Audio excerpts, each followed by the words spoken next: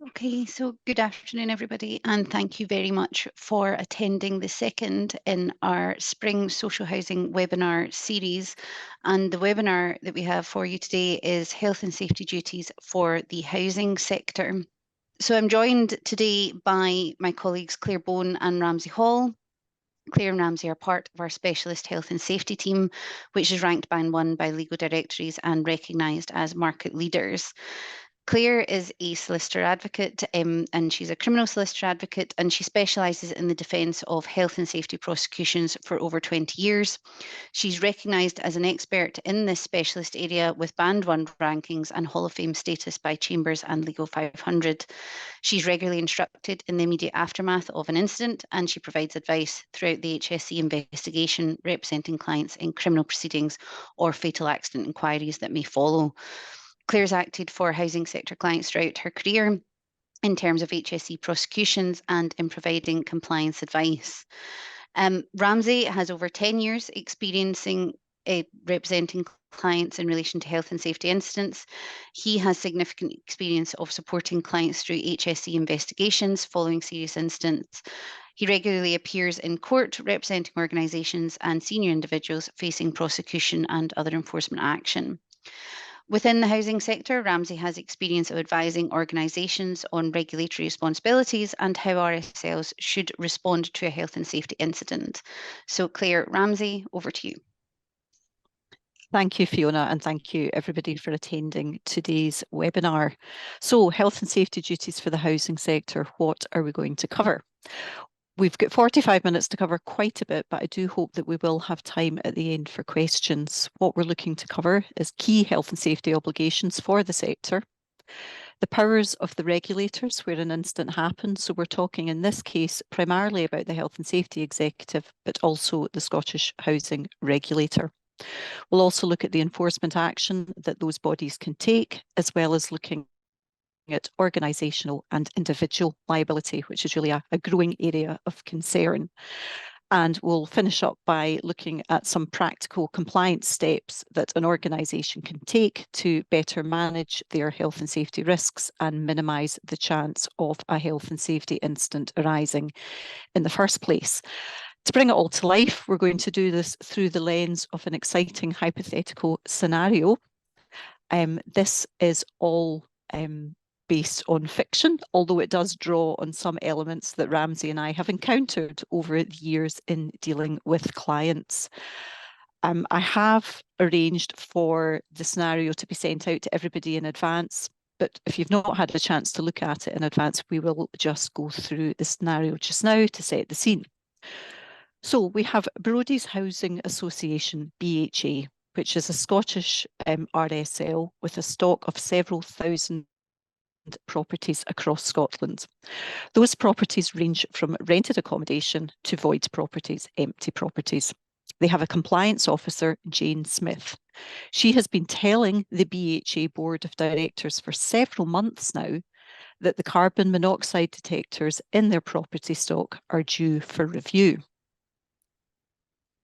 Having eventually persuaded the board to approve the work, Ms. Smith has gone on to explain to them that risk assessments and method statements should be prepared in advance of that work starting to take account of the different health and safety risks posed by entering the different types of property and in terms of reviewing those detectors. At the same time, she's also identified that BHA's health and safety policy was out of date and should be updated. The response from the board, particularly from its CEO, Justin Credible, is dismissive. He replies to her, suggesting that she should stop wasting time with paperwork, get on with the job as quickly and as cheaply as possible. He tells her that they need to complete the work before the year end and they must come in under budget. So, setting the scene there, what could possibly go wrong? Thanks, Clare, and good afternoon, everyone. So pick up where Clare left off. So Jane Smith instructs BHA's internal maintenance team to attend the properties and review each carbon monoxide detector. By way of briefing and without risk assessments or method statements, she tells the team to be careful and to use their common sense when entering the properties and carrying out the review. Bob McLeod is a new member in BHA's maintenance team. He's been in the role for just over a year, but to date has had a desk-based function. And this is the first time he's attended a property for review. His induction didn't cover property attendances or carbon monoxide detector reviews, and he's not received any training on the process beyond shadowing a colleague in the team for half an hour when attending a rented property. Jane originally didn't want to ask Bob to be part of the carbon monoxide detector review process, but mindful of Justin Credible's direction to get the job done quickly and cheaply, asked Bob to review carbon monoxide detectors in 20 of the void properties. Standard BHA practice would be for 2 of the maintenance team to attend each property together. Given the cost-cutting focus of senior management, Jane doesn't have the budget to adopt this approach, so Bob is asked to enter the 20 void properties on his own. On attending one of the properties, Bob uses a ladder to inspect a carbon monoxide detector. The ladder's rickety. While he's on it, a rung gives way and he falls. He's knocked unconscious and he suffers a fractured skull.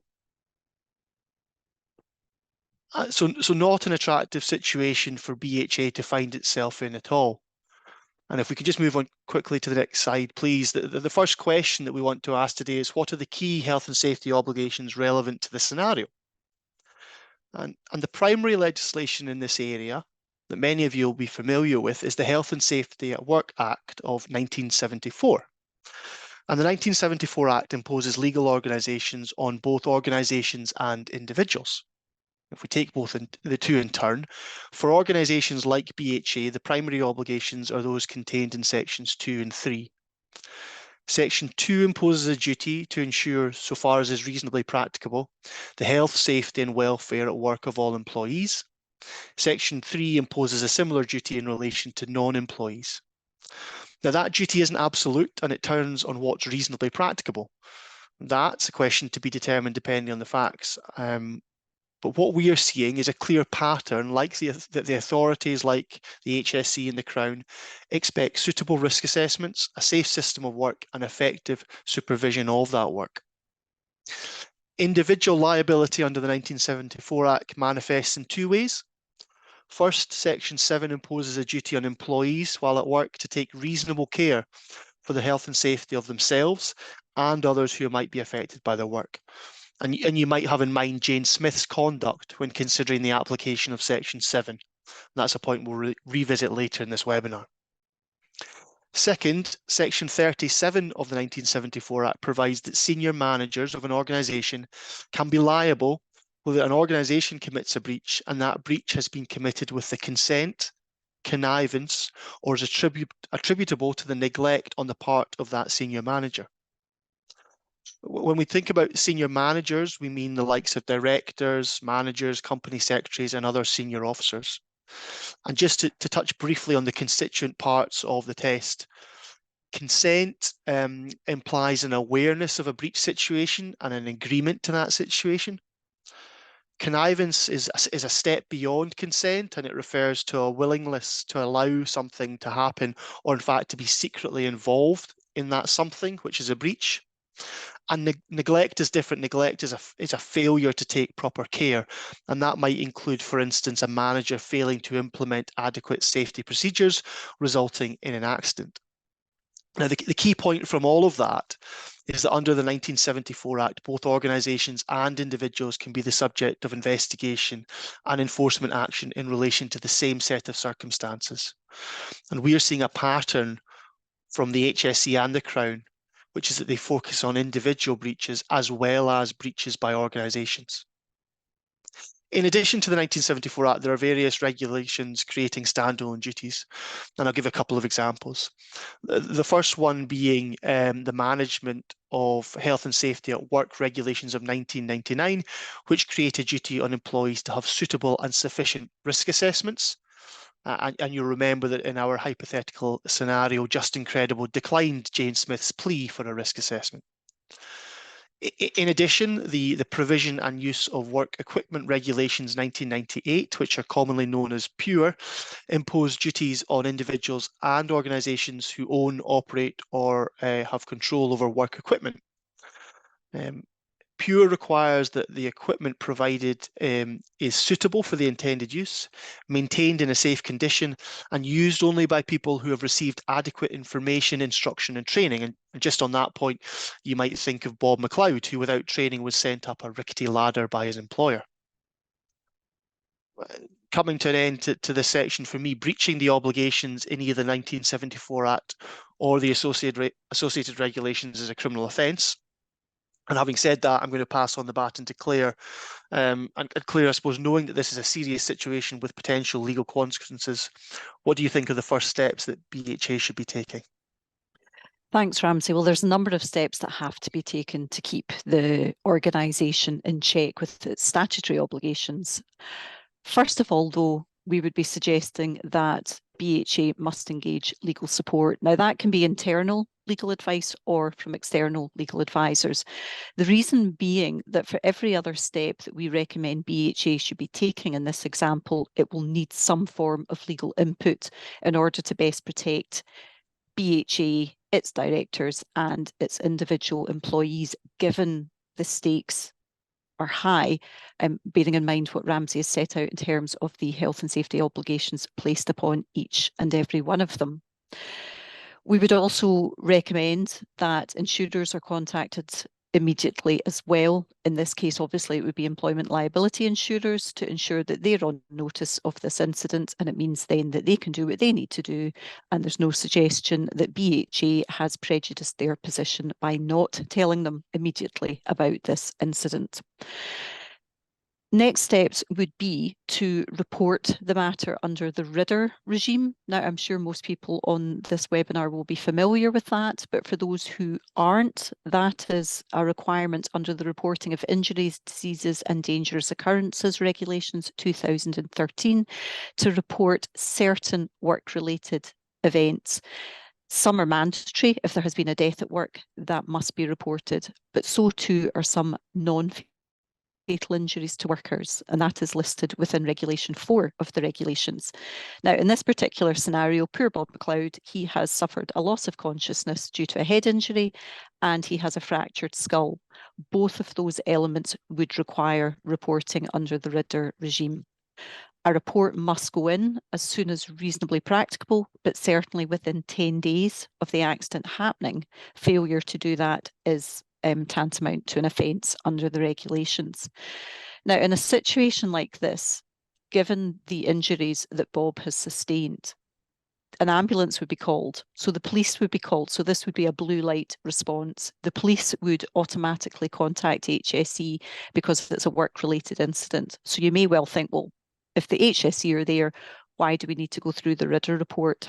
The answer is you have to. Even if HSE are there, you're speaking to the investigator, you must let them know separately through this regime that there has been an accident. And we would always recommend getting some form of legal input into the wording that is used in that report, given that it can be used in other forums. It's also important to have a plan in place for how BHA is going to engage with the regulators. We've spoken about the HSE there. The HSE will be attending, but there will also be engagement with the Scottish Housing Regulator too, and I'll come on to that in just a moment. But what we would recommend is that there is a single point of contact to deal with both regulators. Having that single point of contact ensures that the left hand knows what the right hand's doing. You've not got one person dealing with the HSE or more than one, somebody else dealing with the regulator, and different information going out to each, or incorrect information going out to each, and that information conflicts. So having that one single point of contact to be the conduit for requests for information is absolutely invaluable. Now, in terms of the Scottish Housing Regulator, why would they be involved here? Well, as the independent regulator of RSLs and local authority housing services in Scotland, they will be concerned because this would be classified as a notifiable event. Now, the SHR website has guidance on what a notifiable event amounts to. That would be any material, significant or exceptional issue, event or change within its organisation. Now, it is perhaps obvious in our scenario that this case would be notifiable. but certainly it's clear within the guidance that any incident involving the health and safety executive is such an event. Further, any potentially serious breach of statutory or common law duties by an RSL is also a notifiable event. So even if you had a situation where the HSE were not engaged, the fact that this accident has happened and calls into question compliance with one's health and safety obligations should be a trigger for notifying. The other important aspect in incident response is investigating what's happened. You want to get to the root of why this accident happened. It might be uncomfortable for BHA to know exactly what led to this accident, but they need to know in order to demonstrate that they are effectively managing health and safety within that organisation. So there would be a full investigation carried out internally in addition to the HSE or the SHR. What we would always recommend is that that investigation is carried out under the instruction of a lawyer. Again, it can be internal or external legal advisor. The important fact is a solicitor instructs BHA to undertake an investigation to allow the solicitor then to provide advice, and that will set up the investigation and any subsequent report under the umbrella of legal professional privilege. Now, the issue of privilege is a whole webinar in itself. Suffice to say, at this point in time, that if a report and any investigation carried out to produce that report is privileged, BHA are not required to release it to any party that asks for it. So if the HSE demand that report, if the SHR say, can we see your investigation report, they are able to justly refuse that request on the grounds of legal privilege. So that's a real key issue to bear in mind. Back over to you, Ramsey. Thanks, Claire. So what we're going to do now is to look at the powers of the relevant regulators, and we're going to focus first on HSE's powers of investigation. Those powers of investigation come from Section 20 of the 1974 Act, which I mentioned earlier. And HSE inspectors have a range of inspection powers, including powers to enter premises, take measurements and photographs, require their production and taking copies of documents for inspection, and requiring a person to answer such questions as the inspector thinks fit. And there are 3 points that I think are worth noting in this context. The first, and I suppose the macro point, is that these are broad but not unlimited powers. The powers are prescribed in legislation, and HSE inspectors cannot go beyond those powers. And one of the benefits of having legal support in the event of a health and safety incident is the idea of having expertise on board to check the HSE are exercising their powers lawfully and in accordance with the 1974 Act. The second point is that we often see HSE using their powers to recover documents.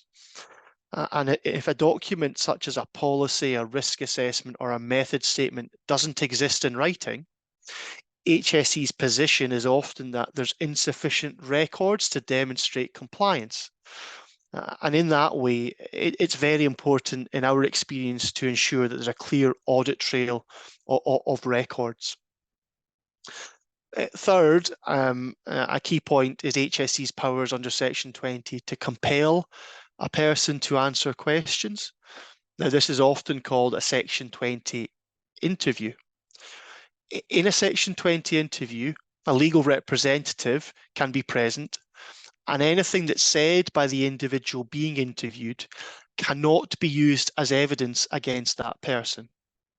Albeit a slight caveat just to know that anything they say can be used to support enforcement action against others, including organisations such as their employer. So in that way, a protection is afforded to the interviewee via the Section 20 route. Anything they say can't be used against them. The alternative to a Section 20 is a voluntary interview, and in those circumstances, there's no such protection. Anything that's said can be used against the person giving the answers. And in addition to that, HSE's current position is that legal representatives should not be present for voluntary interviews. So you don't have the benefit of having a legal expert there supporting you through the process, and where appropriate, calling a pause to a line of HSE questions that's objectionable. Now, ultimately, it's a choice for the person being interviewed as to whether they prefer the Section 20 route or the voluntary route. Now, our advice in those circumstances is very often that it's better to avail yourself of the Section 20 route because of the protections that I've talked through. So that's HSE's powers of investigation. Claire, what about the approach likely to be adopted by the Scottish Housing Regulator? Thanks, Ramsey. So the Scottish Housing Regulator will clearly be coming at this from a different angle. Their role and the HSE's role, although they will both want to know what happened and want reassurances from the organisation that they're taking appropriate steps, their remit is very different. The SHR's guidance on notifiable events states that their approach to regulation is very much risk-based and proportionate. They will be looking for assurances from BHA in this case that they've taken appropriate action and are handling all issues appropriately. They will have queries on the instant. Paramount to that will be what is being done in terms of tenant safety and the safety of other service users, and that will inform any action or any interest that they have in matters. They will want to know, if we look at this scenario, they will want to know what BHA is planning to do or what action it might already have taken in terms of the accident circumstances and avoiding repeat as far as they're able to ascertain. And they will try and act relatively swiftly on matters. They're not interested in having matters go on for forever. They'll try and close off events where they can, provided appropriate assurances are provided. So from BHA's perspective, they are going to want to reassure that they have an effective strategy in place and the actions that have been taken post-accident will prevent any reoccurrence and will protect the interests of the likes of Bob McLeod, but also any tenants and other service users. They will probably, in our experience, they will probably allow the HSE to conduct their investigation first before then deciding if any action is required on the back of that. And the benefit from the HSE's perspective is that they can carry out their investigation unfettered. It will only be when the HSE concludes its investigations that the SHR may decide what action, if anything, needs to be taken.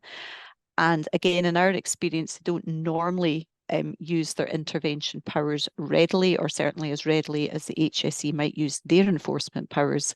And in terms of what those are, Ramsey will touch on that later. What we would advise is that there is full cooperation with Scottish Housing Regulator. It's in your interests and you're required to comply with any requests. But that doesn't mean that you fall on your sword and give information that you're not otherwise required to give. There has to be a careful control of information flowing, not just to SHR, but also to HSE. So for instance, when we spoke earlier about having a privileged investigation report, I would strongly advise against offering that up on a plate to the SHR, even if you feel that's going to help your position, because that then removes the privileged status of that report. Even if there's an undertaking from the regulator that they won't pass this on to anyone else, that it's confidential between parties, the privilege status has been lost, which means the HSE can legitimately ask for it. And it means if Mr. McLeod goes and seeks advice from a personal injury lawyer, that personal injury lawyer can also request and obtain that investigation report. And I would reiterate again, in terms of the cooperation aspect, consistent messaging between HSE and SHR is absolutely key. The left hand has to know what the right hand is doing, and that's why having this single point of contact, this one single conduit, is really important.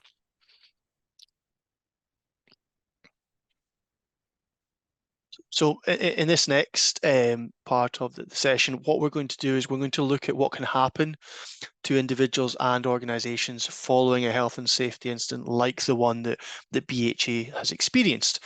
And there are a range of potential consequences in the event of this type of incident, and I'm going to talk through each of them. First, HSE can issue enforcement notices, and those can take two forms. An improvement notice, which requires certain action to be taken. And then secondly, a prohibition notice, which requires certain works to be paused or stopped. If you think about the BHA scenario, you can readily see a circumstance in which HSE could issue either type of notice, and for instance might say that in the circumstances BHA are not allowed to carry out any further carbon monoxide detector reviews pending the outcome of their investigation into the Bob McLeod injury. Now, that sort of enforcement notice issued by HSE can be appealed. There are time limits for appealing, so it's wise to take legal advice immediately where a notice is received from HSE. Second, and separately to the idea of an HSE enforcement notices, HSE can and will issue fees for intervention costs where they identify health and safety breaches. Now, their hourly recovery rate for 2024-2025 has actually increased, and it's gone up to £174 per hour. Again, there's a process for disputing any fee received, and again, legal advice can be sought in that respect. But what you see there is a cost to the very idea of an HSE investigation, in addition, of course, to the cost of the internal investigation that Claire mentioned earlier. Third, and probably to my mind most importantly, there can be criminal prosecutions. So Section 33 of the 1974 Act makes it a criminal offence to breach the provisions of the 74 Act that I've mentioned, such as Sections 2, 3 and 7, as well as the related regulations that I talked about earlier. And the key point there that I emphasise is that both individuals and organisations can be prosecuted in relation to the same circumstances. And that's a growing trend that we're seeing an appetite from the authorities, including the Crown, so the sole prosecuting body in Scotland, to take action against individuals and organisations. Fourth, there can be, or there would be, a fatal accident inquiry in the event of a work-related death. Now, that's not going to happen in the BHA scenario, because thankfully Bob McLeod survives, but it's a potential risk that's worth mentioning. And it's also worth noting here, I think, that there can be a criminal prosecution as well as an FAI in relation to the same incident. The two processes are separate of one another, and it's not an either-or. As far as the options open to the authorities, you can have and often do have a criminal prosecution, and following the prosecution, there's a fatal accident inquiry. Fifth, and as Claire mentioned earlier, there's likely going to be a civil claim for damages from the injured party, the likes of Bob McLeod, and or, for instance, the family if it was a fatality incident. Sixth, and this list is quite exhaustive, but we can't cover absolutely all of the potential consequences, just to emphasise the serious nature of this sort of incident. Sixth, the Scottish Housing Regulator has its own enforcement powers, and those are contained in the Housing Scotland Act 2010. They're also they're provided for in the Code of Practice on Regulatory Interventions and the SHR's regulatory framework. Now, the sorts of things that the SHR can do include requiring an improvement plan from organisations, explaining the ways in which the organisation will change its approach. The SHR can also serve an enforcement notice requiring the social landlord concerned to take action to rectify or avoid a failure or other problem, or to protect its tenants or assets. And you can see there the parallels with the sorts of HSE enforcement notices that I mentioned earlier. And indeed, as with those HSE notices, an SHR enforcement notice can be appealed, and that's something that you would probably want to seek legal input on, be it internal or external legal support.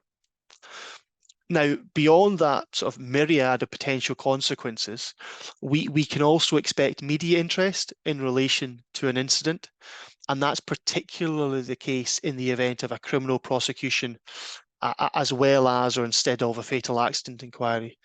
If you were to go on BBC News, I suspect that once or twice a week you will see reference on the front page to a health and safety incident across the UK. And to give one example, the relatively recent Cameron House fatal accident inquiry, there was daily coverage of those proceedings, so there's significant media interest. Now, all of the consequences that I've talked about can lead to financial loss. And that's, of course, important to an RSL who's experiencing this sort of incident. But perhaps just as importantly as financial loss, they're also going to lead to damage to reputation. And we know how important it is to try to manage any risk to reputation, particularly given that media interest.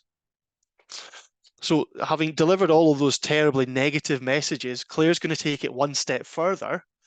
And Clare, I suppose question for you, what do you think would be the likely outcome for the various parties involved in our hypothetical scenario? So it's fair to say, I think, that it's not looking good for any one of them. I think before we touch on what they might be prosecuted for, and of course you can see on the slide that we think they're all going to go down for this, it's important just to set out who takes the decision on who should be prosecuted. The HSE will investigate. They will make a report with recommendations available to the Crown Office and Procurator Fiscal Service. As Ramsey said, they are the sole prosecuting authority in Scotland. So unlike in England, where the HSE can prosecute their cases, in Scotland it has to stop at Crown Office, and it's for them to decide. We have, for the last 15, 16 years, had a specialist health and safety investigation unit to which all these cases go, and it is the Procurator Fiscal's depute within that unit who will decide ultimately if a case is to be prosecuted or not. So if we ever hear that a case has been reported by HSE to the Crown, that's where we as lawyers will attempt to try and negotiate a client's way out of prosecution, or certainly minimise their exposure. So assuming in this case that we have failed with that, we have a situation where I think all three are looking at being prosecuted, and we'll just go through the reasons why for each. Dealing first of all with BHA, as the organisation, as the corporate entity, there is no doubt that they have breached their Section 2 duties. Ramsey's been through the statutory framework there. They have a duty to ensure, so far as reasonably practicable, a safe system of work, a safe place of work. They have failed on those counts. There's not just no suitable and sufficient risk assessment in place, there is no risk assessment in place, and the Crown would view that as a colloquial phrase, but a slam dunk of a case. Their health and safety policy is out of date, doesn't show that they have much, they don't pay much attention to their health and safety responsibilities. There's ineffective induction, there's very little training, and there's clearly lack of supervision. Adding on to that, of course, we have the issues with the work equipment that's provided. We have this rickety old ladder that has caused Bob's accident, and we also have issues regarding lone working. He has been allowed to go out into a house on his own and without the buddy system that should have been in place. So there's absolutely no doubt that BHA would face prosecution and would, in my view, be convicted. Now, there are a number of regulations that they have breached. What the Crown tend to do is charge an organisation with an umbrella charge under Section 2, and all of the breaches would fall in under that umbrella. So you wouldn't see a number of charges on indictment, you would see just the one charge. Now, the reason for that being, if this is on indictment, which is what a serious case like this would be, that means if it went to trial, it would be in front of a sheriff and jury. From a sentencing perspective, it means if convicted, it is exposed to an unlimited fine. That is why the Crown are quite happy to proceed with one very full, very detailed charge, because at the end of the day, they can rest assured that the sheriff is going to impose a significant fine on that organisation. In terms of just and credible, there's every chance that he too would be prosecuted under Section 37. As Ramsey mentioned, that is an offence that relates to directors, managers and other officers. Now, just because somebody has the term manager in their job title doesn't necessarily mean that they would be exposed to prosecution here. It's somebody who is deemed to have real authority, a decision maker within the company who has the power and responsibility to decide corporate policy and strategy. Now, in this particular case, there's no hiding for Justin Credible. He is the CEO, so it's beyond doubt that he would be an appropriate person to be prosecuted under Section 37. We have gone through the consent, connivance and neglect aspects. Again, the Crown would have no difficulty here in showing neglect. They would have no difficulty, in my view, in showing consent here. He clearly knew what was happening and condoned the actions. He specifically says no to the preparation of risk assessments. He doesn't care about the fact that the health and safety policy is not up to date. That doesn't look good in terms of his leadership in terms of health and safety. And most significantly, he directs the work to be done quickly and under budget. Now, that is a massive red flag to the HSE and to the prosecution. Cost cutting at the expense of safety is a recognised aggravating factor. That would apply to Justin Credible, but that aggravating factor would also attach to BHA too. And whatever sentence the sheriff might have in mind for either the individual or the organisation, you can bet that that is going to be increased given that significant aggravating factor. It's about the worst one that you could get. On top of that, as well as facing prosecution, and he would be exposed to an unlimited fine if on indictment, and also the potential of a custodial sentence of up to 2 years. And that aggravating factor may well be what swings it towards a custodial sentence. Mr. Credible, assuming he gets out of prison, is also potentially struck off as a company director under the Company Directors Disqualification Act. This is an act that's been in place for many years, but the Scottish courts have been very slow in the uptake of imposing disqualifications in offences such as this. Because the health and safety offence is connected with the management of the company, how the company manages health and safety, it's relevant for consideration for disqualification. And he could be looking at disqualification of up to 15 years. Now, as I say, the courts have been quite shy at coming forward with directors' disqualification, but the head of the Health and Safety Investigation Unit at Crown Office announced just last month that she is going to be asking her deputies in court at sentence or after trial to remind the sentencing court that this is an option open to them. So I think we will start to see disqualifications coming through.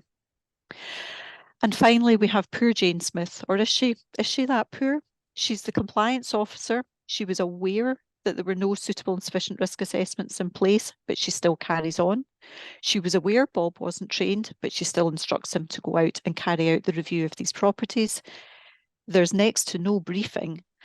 And beyond that, she also departs from the one practice that BHA had in its favour, that she instructed Bob to attend properties alone, so ignoring the lone working protections that were in place. So there's absolutely no doubt that she too would be prosecuted. She's not taking reasonable care for the safety of others, and also she's not cooperated with her employer in terms of their duty to comply with the law. By actively ignoring policies and procedures, she has exposed the business. So as with Justin Credible, I think she is going to be in the dock too, and she is exposed to similar sentencing options. That would be a fine and or a custodial sentence of up to 2 years. And as Ramsay mentioned earlier, we are seeing more individuals being prosecuted, or certainly being reported for prosecution. In the old days, Jane Smith may well have been a witness for the Crown. Her involvement is, far from perfect, but she would make a good Crown witness to speak to the conversation she had with Justin Credible and the general setup and approach to health and safety. But nowadays, there's every chance that she too could find herself on the indictment. So sadly, I think in our scenario, all three of them are looking at criminal proceedings here. But that's very dark. Let's finish on something a bit brighter, Ramsay. What are the good things that can be done? Well, yeah, so let's and we're coming to the end now of the session, folks, before we open the floor to questions. So we are going to end on a more of a positive note, and we're going to explain some key pointers on how to ensure compliance and sort of mitigate as far as possible the risk of a health and safety incident occurring. So the first thing that I wanted to say is that we understand that the way in which an organisation ensures compliance will turn on various factors. So that's going to turn on the organisation's size, its risk profile, for instance. There are, though, some general themes that we consider apply across the board, and it's those general themes that we want to walk through just now. And for me, the key starting point in developing and implementing an effective compliance regime is that it must start at the top. There must be senior management commitment to investing in regulatory compliance and implementing effective measures across the organisation. Now, in reality, of course, senior management can employ compliance staff, but it's vital to demonstrate top-level commitment on an ongoing basis. And essentially, it's the opposite of the just and credible approach. You want to do exactly the opposite of that which Mr. Credible has done. Second, there should be a process for ensuring that health and safety policies and procedures are up to date and appropriate for the works being carried out. And there should be an individual or a team responsible for ensuring that those procedures are being implemented in practice.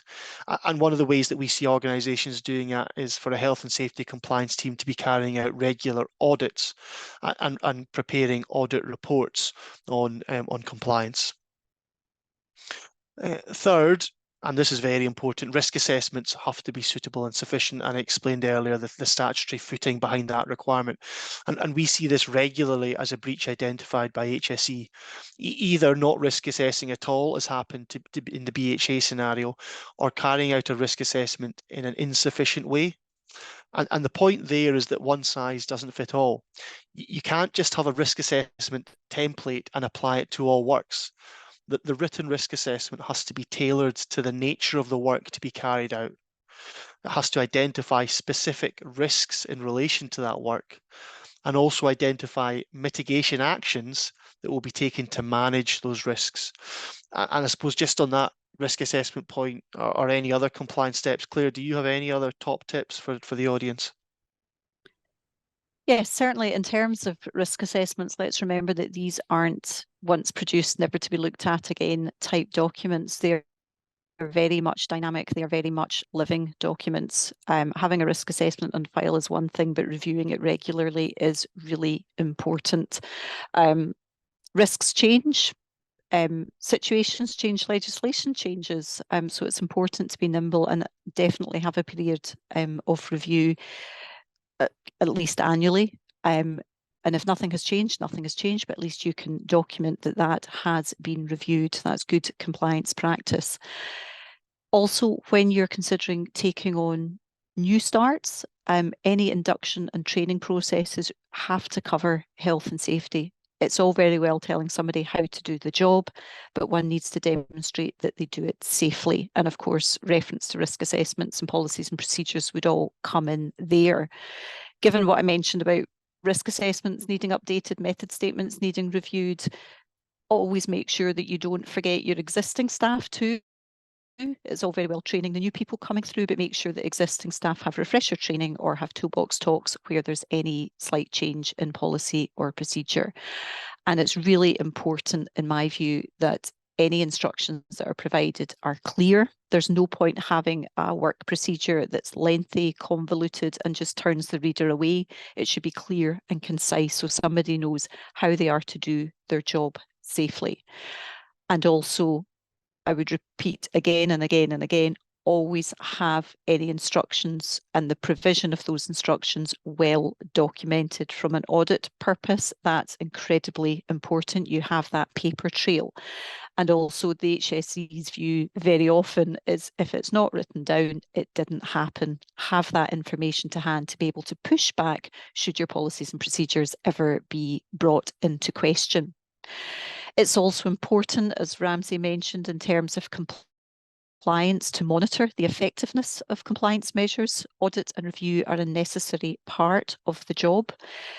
to have a good and effective health and safety management system, that requires continual monitoring and continual improvement. It's a continuous journey that you're on. We might not ever be able to eliminate all risks. It's impossible to do that, but hopefully by having good compliance in place, having the appropriate systems in place and having people properly briefed and trained on that, that's going to stand you in good stead should an incident ever happen and an investigation comes through on the back of that. It might be enough to amount to a defence, but even if it doesn't, it's going to stand you in really good stead if you're having to provide mitigation to the court. So those really are my kind of key hot tips. And I'm just looking at the time. Fiona, do we have time for any questions? Probably we could follow up with questions after the webinar, because I'm conscious that we're just bang on time for finishing up. But I do have a quick question. Just Claire, you had mentioned the possible penalties that can be imposed would include fines, and you also mentioned about periods of imprisonment.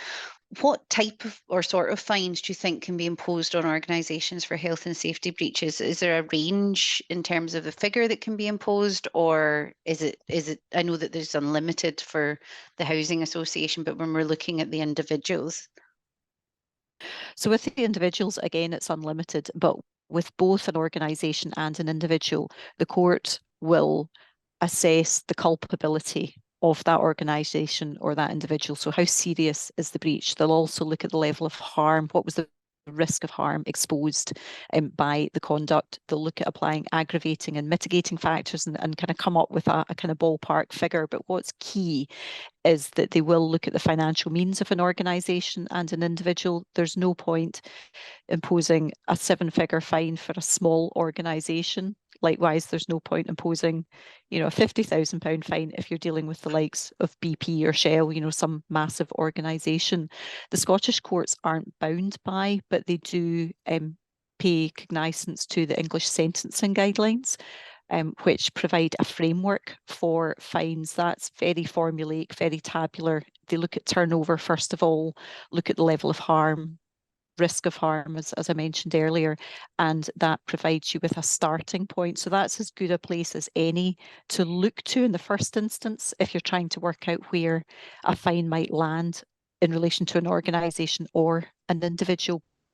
But really it's so dependent on the facts and circumstances of every case and every individual's means. Okay, excellent. Well, thank you both very much. That was really, really interesting. Claire and Ramsey's details will be on the slides that will be provided to you, so please don't hesitate to reach out to them and pick up with them directly if any questions spring to mind over the course of the day or the coming days ahead. We also want to note that we have one final webinar series in the Spring Social Housing webinar series, and that is Common Pitfalls in Building Contracts, Development Agreements for Registered Social Landlords. That is on Thursday, the 9th of May at 11 o'clock. If you want to attend that, please do sign up, and hopefully we will see some of you there, and if not, we will see you all very soon. Thank you very much for attending.